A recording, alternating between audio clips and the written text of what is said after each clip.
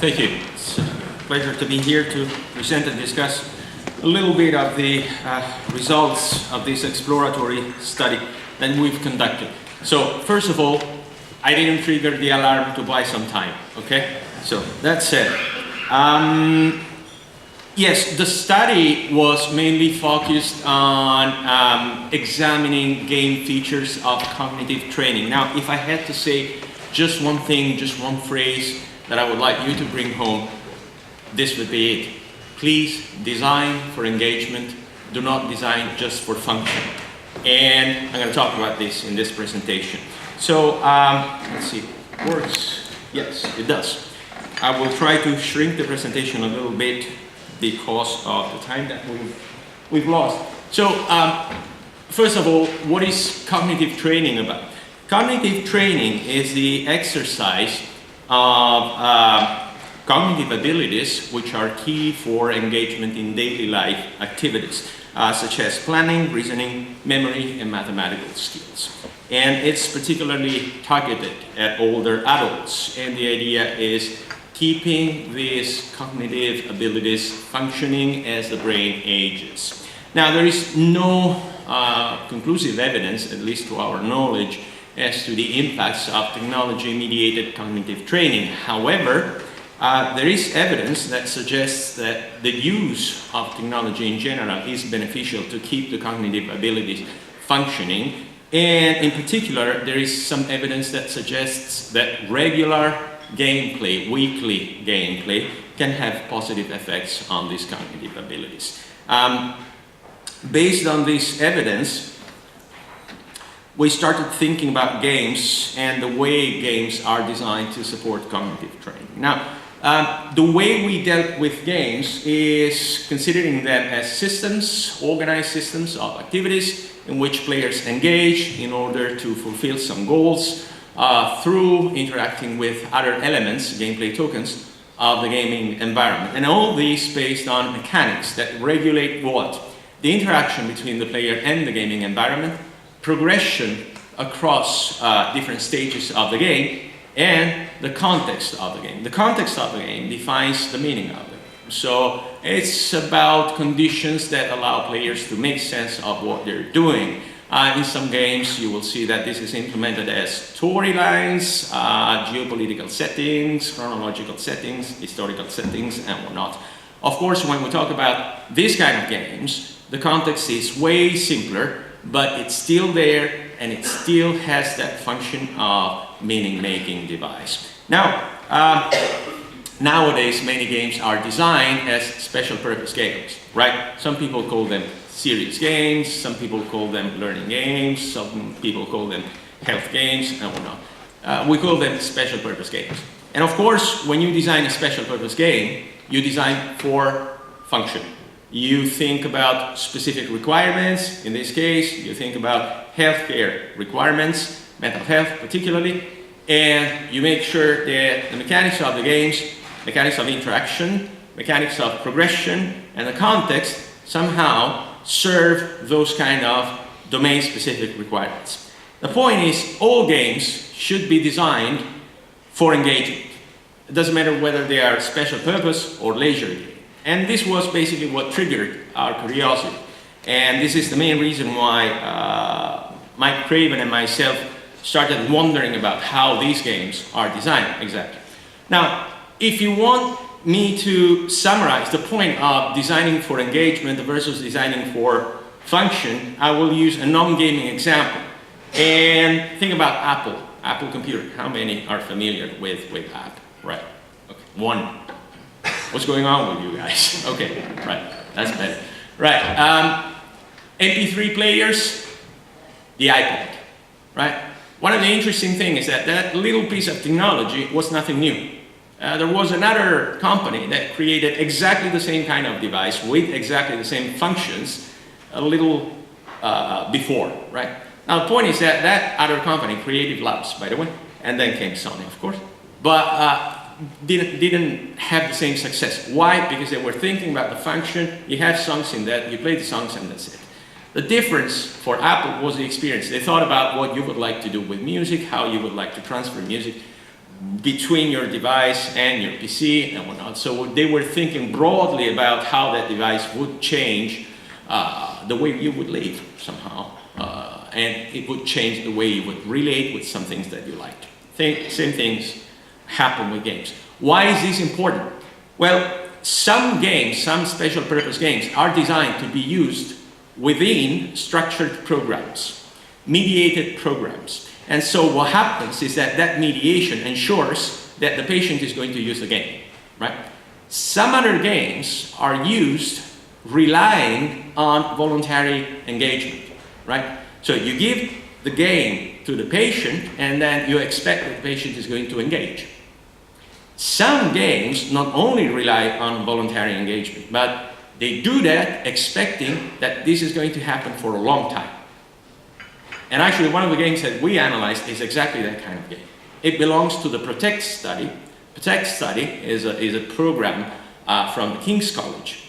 And they expect basically that people involved in that program are going to engage with their games for a year on a weekly basis with an expected minimum number of hours weekly. If that doesn't happen, then there is going to be a problem, right?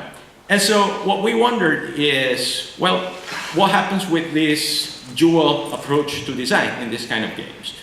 Design for function versus design for engagement. And so what we did was basically thinking about what drives engagement in games, right? And it's mostly about motivation, right? What motivates you to start playing the game and what motivates you to keep playing the game. And now, there are different theoretical frameworks that could be used to analyze motivation. In particular, we used the self-determination theory, which is itself grounded into the theory of intrinsic versus extrinsic motivations. Now, you may have heard talking about intrinsic versus extrinsic motivations, maybe not, I don't know, I will just summarize basic concepts that we actually used in our study. So, first of all, intrinsic motivation, you do something driven by intrinsic motivation when you are attracted by that thing in itself. You're doing something because it's inherently interesting. So you decide, first of all, freely to do that, and you do that for the sake of itself. And that's really what happens when you watch a movie, when you play a game just for fun and whatnot, right? Then there are extrinsic motivations. Extrinsic motivations, you do something because you're pursuing an objective which has been externally defined. So it may happen that you're engaging in an activity, and that activity is a means to an end. For example, you work to earn a salary. How many people actually do that, right? Now, the interesting thing is that the common thinking is intrinsic is great, extrinsic is problematic. However, most of the things that we do on a daily basis are extrinsically motivated. And it doesn't mean that we feel utterly frustrated. That's because of the internalization and integration of extrinsic motivation. Okay, what happens basically is that we have mechanisms that allow us to appropriate motivations which have been defined extrinsically. What defines intrinsic, extrinsic, and internalization and integration? According to the self-determination theory, you have basic needs that autonomy, competence, relatedness, that, number one, define your own intrinsic motivations, and number two, define your ability to internalize and integrate extrinsic motivations. Now, autonomy is a need which is satisfied when you feel that you are effective in defining what you want to do. So basically, you are deciding what you want to do autonomously. And then you have this sensation of psychological freedom, which derives from that. Competence is a need which is satisfied when you feel that you are being effective in interacting with your environment. You're good at it somehow, right? And then relatedness is a need which is satisfied when you actually feel that you are establishing meaningful relationships with others. There is a fourth need which is not listed here, which is called presence by the authors of the self-determination theory, and it's something which emerged when this theory has been applied to the world of games. We've not used it yet because of the simplicity of the kind of games that we've been analyzing. But in a nutshell, presence is about immersion. It's about feeling that you're actually part of a virtual world, which does not exist. Anyway, autonomy, competence, relatedness, those are the drivers of intrinsic motivation, and those are the things that could allow people to internalize and integrate extrinsic motivations. So, when you design a product, you have to think about those needs. You have to think about those needs and how some aspects of those products could represent ways of fulfilling some of those needs. Because if they do, then they will become affordances for motivation. What is an affordance? It's an element that defines a possibility for something to happen. In this case, a possibility to trigger and sustain motivation, right? That's in a nutshell. Why is this important? Because this is how we analyze games. So we analyzed mechanics of interaction. We've analyzed mechanics of progression. We've analyzed the context of the two games that we examined. And we've looked for elements that could represent somehow motivational affordances. And in the end, our initial aim was to come up with some conclusions that could be useful to inform game designers and to actually see what happens depending on how the game is designed and by whom. This changed a little bit. I will explain why in a while. The two games that we used, number one is the one that I mentioned, the game from King's College, the Protect Study. And the second one is a game produced by Nintendo, which is Big Brain Academy. Both are cognitive training games, right? Why the choice? This one is pretty obvious, right? We wanted to really look at how designers coming from a healthcare background would approach game design. And the other one is because it's Nintendo. And so you have a game which is focused on the same functions, but it's not meant to be used within a structured program. And we wanted to see if there were significant differences between the two designs. With regards to Protect, well, this one is a collection of PC minigames, right? And most of the games are centered on problem solving and skills exercising tasks. Such as, for instance, this one. Here you have a minigame which consists of a planning task, right? And what you need to do basically is arranging candies in jars in order to match a target pattern. And you do this over and over again. There are some common features in the games in this collection. So they're all equally timed. The score is based on numbers of successful rounds in 3 minutes, right? And the difficulty steps up as you progress. Or so we thought. Other examples of games, you have a reasoning task. So in this case, you have to identify an odd element based on some logical patterns. Memory task, you just have to pair cards and you're able to reveal just 2 of them at a time. Mathematics task, you have to do the right calculation before the balloon actually leaves the scene.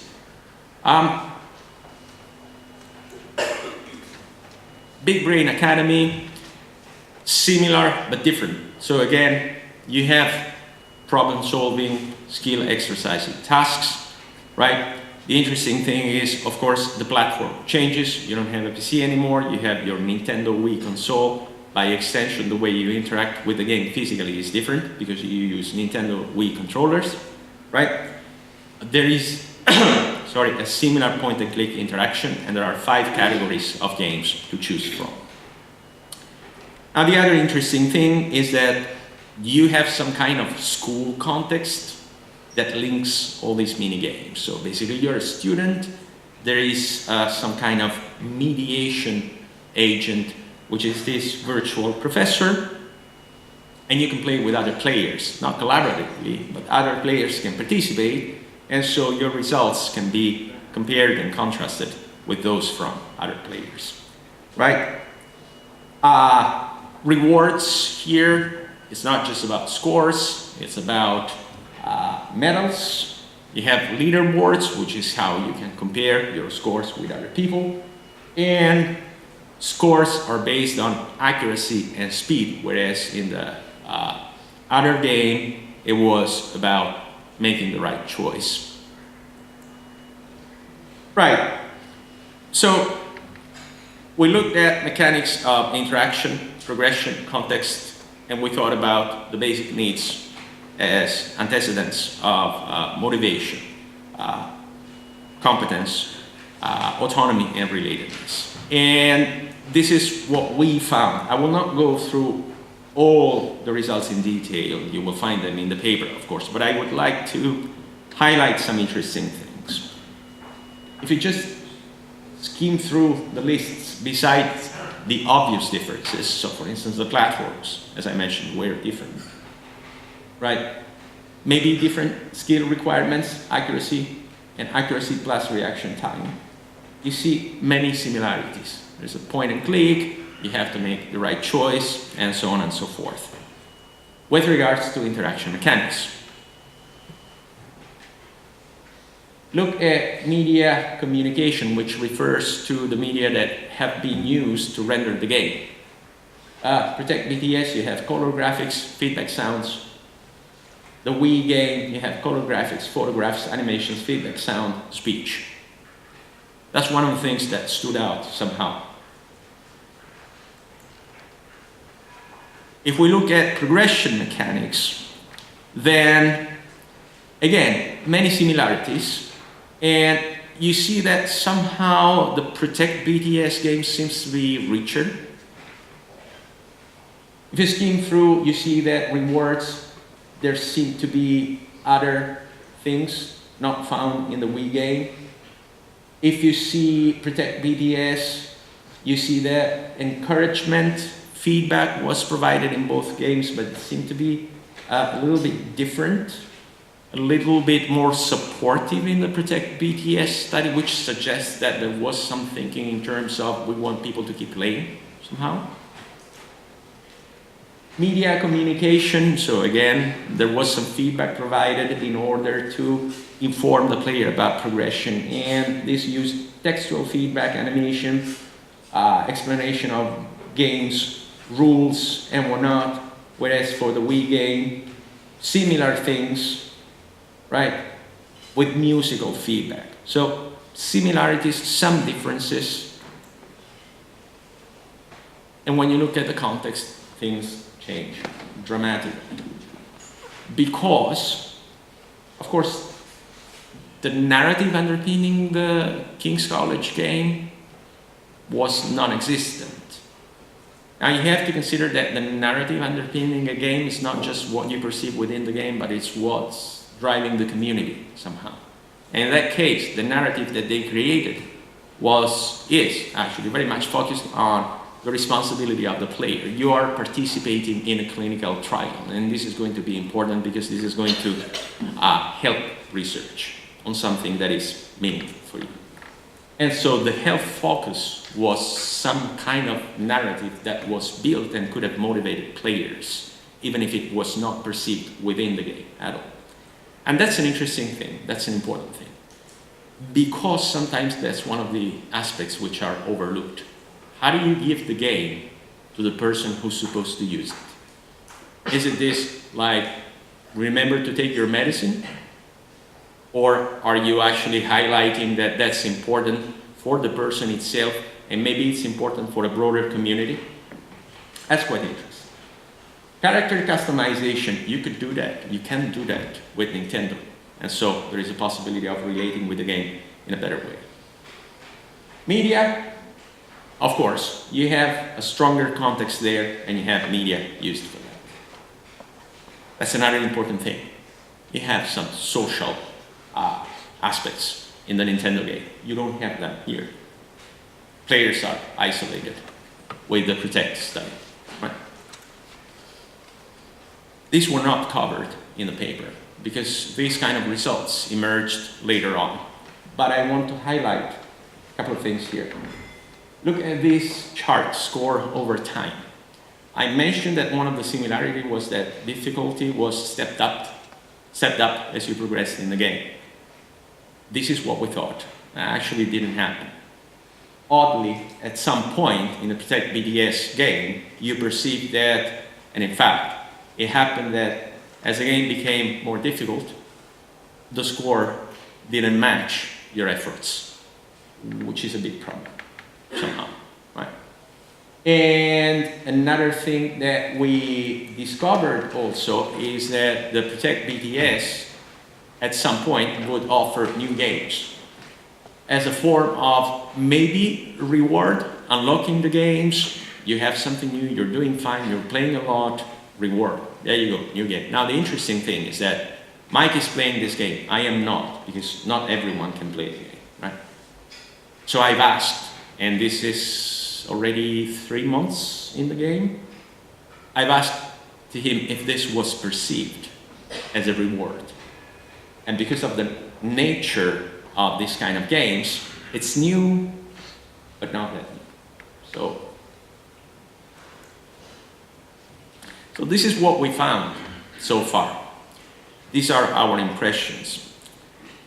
First of all, the leisure game has enhanced richness that definitely can improve the level of intrinsic motivation and facilitation of internalization and integration of extrinsic motivations.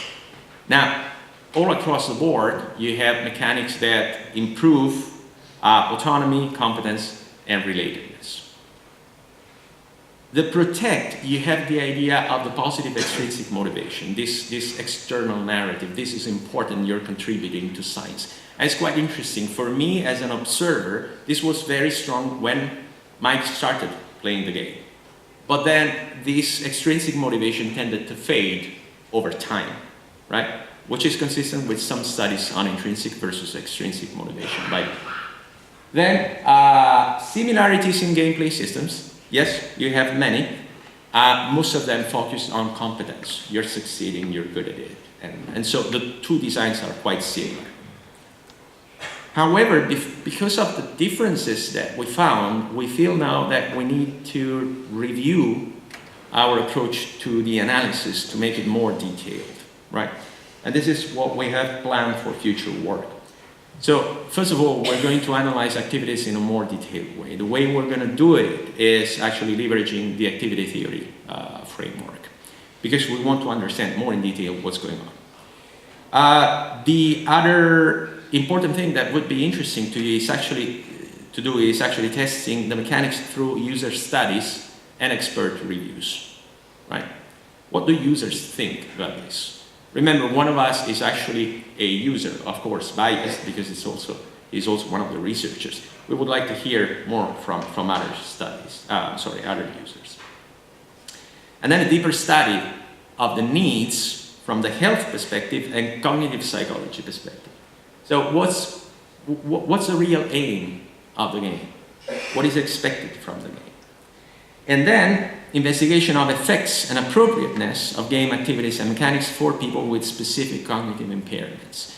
We've seen a lot of mechanics. We're not sure to what extent those mechanics will be perceived and will be understood by the broad spectrum of players which is targeted by the Protect BTS study. And that's really our plan for the future. So thank you very much, and I don't know if we have 1 or 2 minutes for One or 2 minutes for questions, yes. Thank you.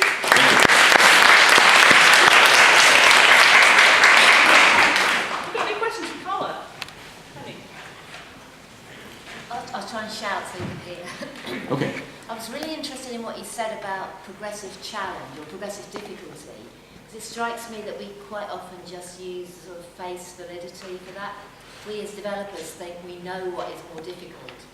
Do you think we should do more investigation on that before we finish design and use something sort of Gutman scaling type approach? Yes. To make sure that we have that what we think is progressive difficulty Yes. is the same as what the users feel. Yes. By all means, yes, and for two reasons. Not just for the variability of groups of players and target groups of players, and then the expectations that they would have towards difficulty. This could be done, for instance, investigating the kind of games that they do, or directly investigating their perception of what challenge means. But also because I think that there might be a trend to think that difficulty might get in the way of the serious purpose of the game. And so think about what people cannot do rather than what they can do, and actually challenging them as much as possible, focusing on what they can do. And you need to investigate that in order to define the boundaries. Okay, thank you very much. Okay, thank you very much.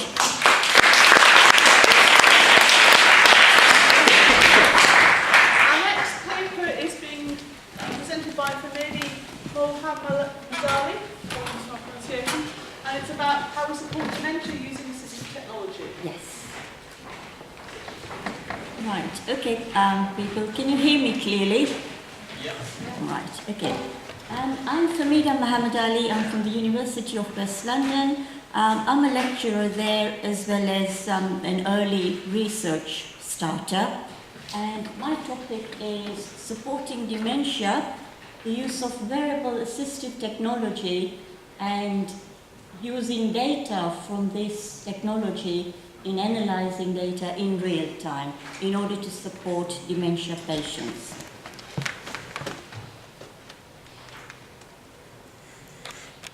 So, I'm going to start off by very quickly describing dementia, even though we're all aware of what dementia is to some extent.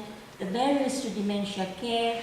We're going to look at assistive technology and how we can make use of assistive technology together with big data analytics, in particular complex event processing, in order to support dementia. I'll give you an outline of my proposed framework, followed by conclusion and future work. So dementia in context. Sadly, I think every one of us here either knows somebody or the other who has dementia or has recently been, been told that they've got early symptoms of dementia. What are we doing about it? According to Alzheimer's organization, dementia is a journey that begins with memory loss and cognitive problems.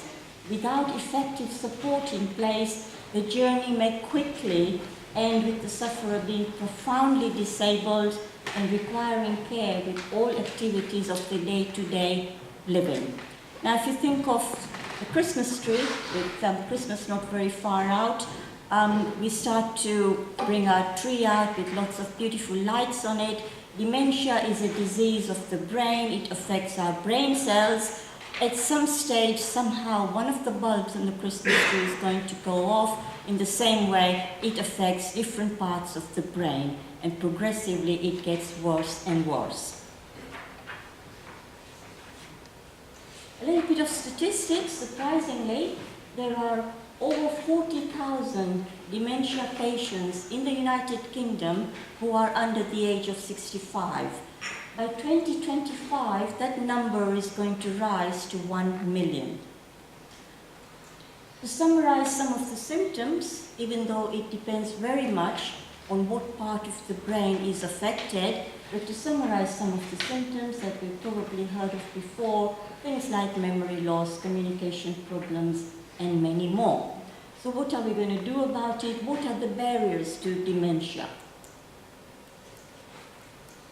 Lack of adequate support, pressure on social healthcare resources, cutbacks on the NHS, that has a direct impact on patients as well as their families. A recent article, a snippet of the article that appeared in the Times paper back in June this year, drive to diagnose dementia pointless. As far as doctors are concerned, it's just a case of ticking boxes. Another one here, according to Dr. Vannan, he condemns the government for the lack of services to help people deal with their condition. We start to think of assistive technology. How can we make use of assistive technology in order to support such patients?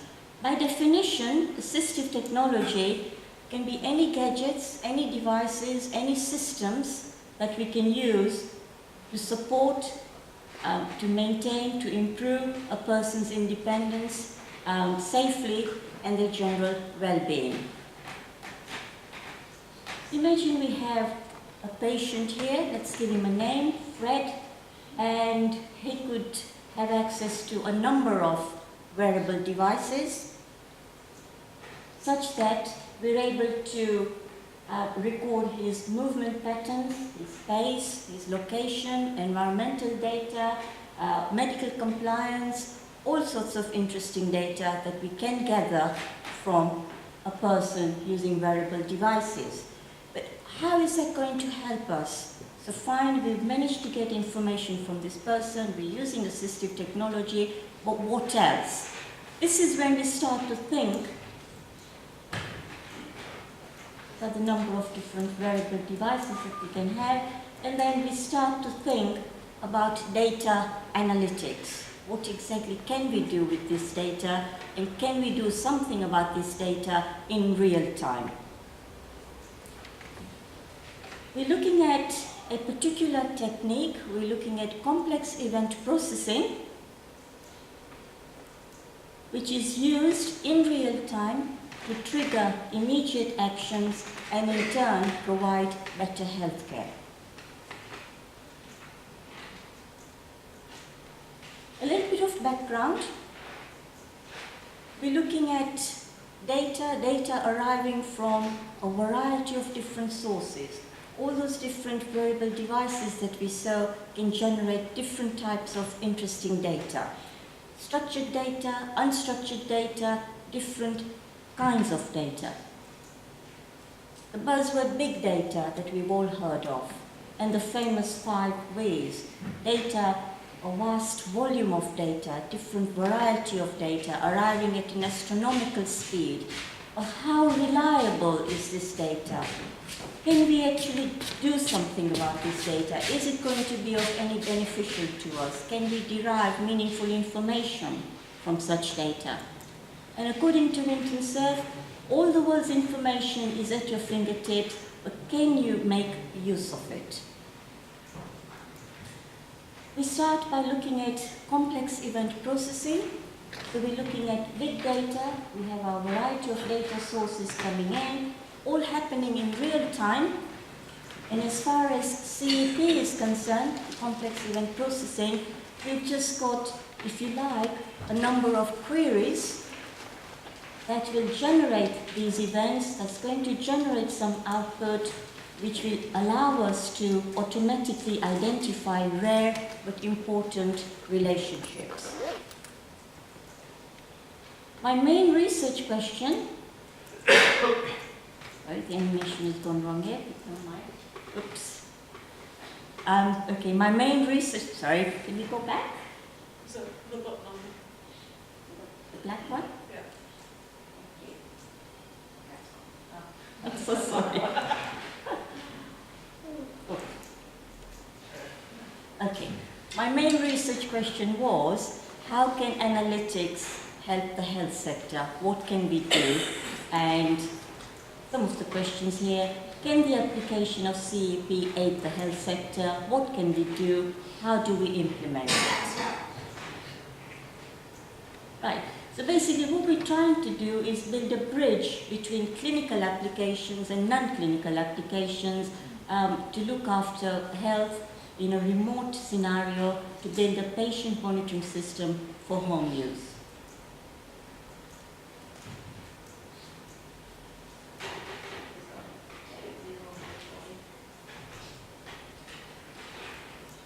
Right, so we're using sensor technology to try and detect all sorts of movements, sleeping patterns, daily activities, over to our complex event processing, data analytics, and once again to be able to trigger immediate actions and in turn provide better healthcare.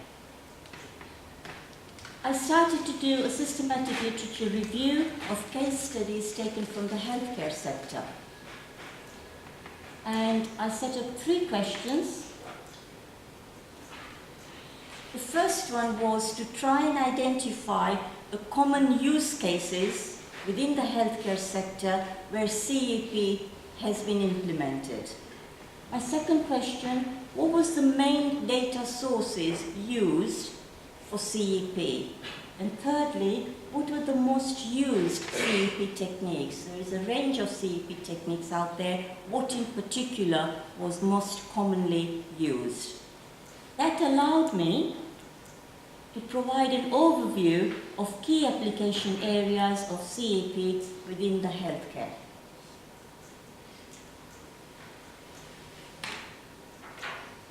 I decided to concentrate on 5 of the academic electronic databases. I used my inclusion and exclusion criteria and narrowed it down to about 25 papers. Answer to the first question, I found that hygiene compliances in a hospital environment together with remote healthcare were the most popular use cases.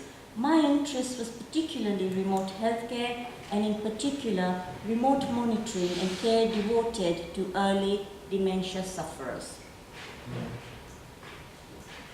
In terms of data sources, sensor technology was most popular, and specifically wearable sensors looking at RFID, real-time location systems, and so on. And then the complex event processing. As far as complex event processing goes, I came across 3 main techniques. The first one was using composition operators, where we're looking at algebraic operators, use of conjunctions, disjunctions, and so on. I also came across string queries, which is very similar to SQL, our structured query language, but this time it's all happening in real time, and we're looking at continuous query languages, and finally the rules itself used a lot of logical programming. In most of the cases that I looked at, it was often a case of using more than one technique. So in most of the use cases, it was a case of using either 2 or 3 of the techniques together. So what we're looking at here is we have data coming in from these variety of wearable devices. Along with that, we're also relying quite heavily on background information. So it could be the person's personal details, medical information, historical data, because that allowed to make better inferences and reasoning. And we also used a lot of contextual data, a person's behavior, a person's routine, what time does he get up, what time does he go out to the library, and so forth. And that allowed us to come up with decisions and reaction. So that is basically a summary of complex event processing techniques, very much a personalized technology for each individual. But in order to get the data from a person who is wearing these wearable devices over to CEP, we're relying very much on a wearable middleware, and this is where my research comes in. My research is to develop a prototype which will allow us to take that information, take that data in real time, and then to be able to trigger and warn the patient or their carer of any particular abnormalities. A brief outline of the wearable middleware. So the intention is, none of the writing's coming up, the intention is to try and get data from a patient who is wearing these wearable devices. That data is then converted into Java objects. We're then using the data processing, using CEP in turn to detect any abnormalities. So it's very much a framework that's going to allow for system coordination, reading data, sending notifications, components integration, looking at all those different components together, service allocation using web services, REST services, knowledge sharing in order to support the use of assistive technology. And conclusion in future work, the idea is, yes, we're going to read data from wearables and any other sensor data, environmental data, physiological data, You're going to use Java to write CEP rules, to detect unusual patterns. It's all to do with mining, data mining, changes in medical conditions, abnormalities, and that in turn is going to trigger alerts, and responsible parties will be instantly informed. So, once again, none of the writing's coming up. Going back to the slide that we looked at earlier on, so it's very much trying to establish a patient monitoring system for home use to make our patients as independent as we can, to take care of their well-being and to give them an improved quality of life.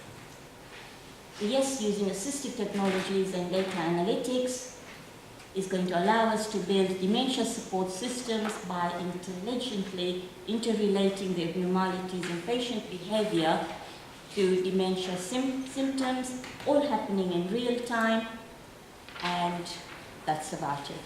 Thank you. I'd welcome any questions.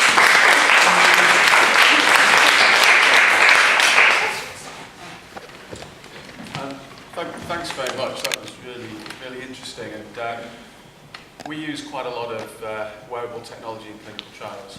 And one of the challenges that I face when using multiple sensors is actually syncing the data between them. So, you know, they're not, if they're using an independent wearable device, you know, the time and date of each of those little bits of data that you capture are pretty much out of sync with the other ones. And it may only be small, but sometimes when you're trying to create a composite of various different wearable data points, that can be a problem. So I just wondered if you'd come across that in your thinking about the middleware and how you pull the data in from multiple sensors, whether you've come across that problem. Yeah.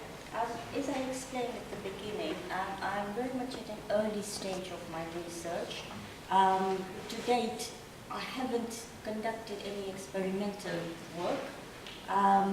The next stage now is to have a look at the different wearable devices that are out there, to try and get hold of some data, to try and speak to some dementia patients, perhaps carers and so on, and then try and sort of come up with some sort of a setup, perhaps work with simulated data to start with, and then focus on the actual prototype.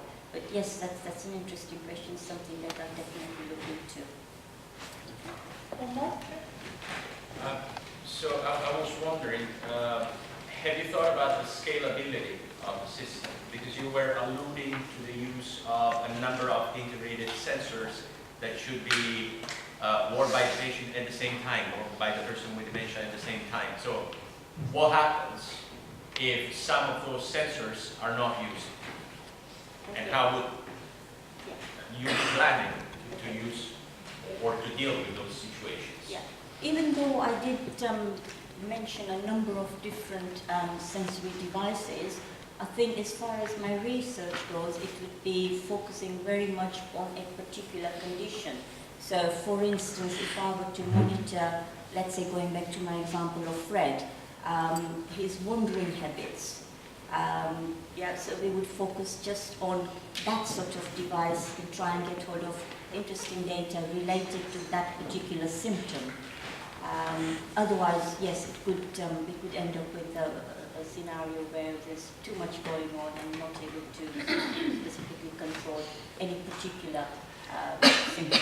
Okay, I'm just conscious of the fact that we're running tight for time now in terms of the rest of the programme, so because I'd like to thank you very much. May I say that I did put up my email address a minute ago.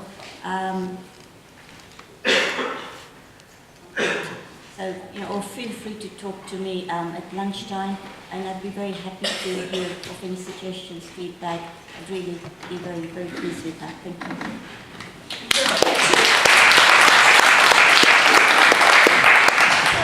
And last before lunch, very low. Bethany is going to talk about increasing awareness of Alzheimer's through mobile gaming. Yep. I will try and keep this fairly brief because I don't know about you lot, but I'm looking forward to some lunch. So I'm presenting today the work that was undertaken by one of our final year students last year. So I know we have quite a few second years and some final year students in today, so hopefully you will find this quite insightful in terms of what would be expected of you, as well as the interest of the people. Okay, so I'm going to go through a bit of the background of the project and why it went the way it did. I'm going to particularly focus on the development rather than the theory of what we undertook. A bit of the evaluation and talk about how this could be taken further if anybody was interested in doing so. So, as I say, this was undertaken by a final year student on our BSc Honours Computing degree. And he came to me, well actually he went on placement, so the year before he was due to do his placement, wanted me to supervise him because he was interested in doing mobile development, and he was also interested in doing something relating to dementia or Alzheimer's because of a family member that he had with the disease. We went through a few discussions about what we could do. We talked about doing the brain training games to try and help those with dementia. We talked about doing something to help the detection of it.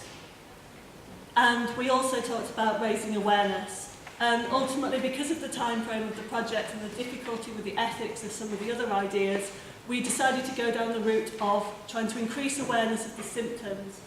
Some of the symptoms are not well understood. Everybody, I think, knows about the memory loss and confusion, but some other aspects are not as well known. And along with the symptoms, also aspects of life that affect people with dementia, such as